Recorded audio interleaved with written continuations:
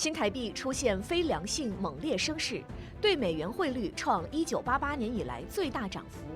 台当局否认美方施压，却也态度暧昧、谨慎弹压，会否是讨好美国的新一类败家？幕后我们看到了非常明显的美国的影子。台湾的行政机构的副负责人郑丽君，他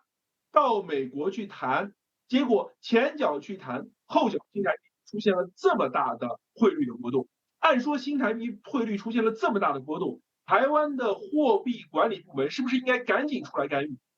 但是我们看到的是，他来的非常的晚，是等到已经事实造成了，他才假惺惺的跑到市场上去做所谓的干预，而干预的力度和动作非常的小。这说明其实他们在做假动作，或者说他们在放任新台币出现这么大的波动。我们现在看到的是，面对美方的压力，台湾当局不仅是往后退，他甚至是完全的跪下了。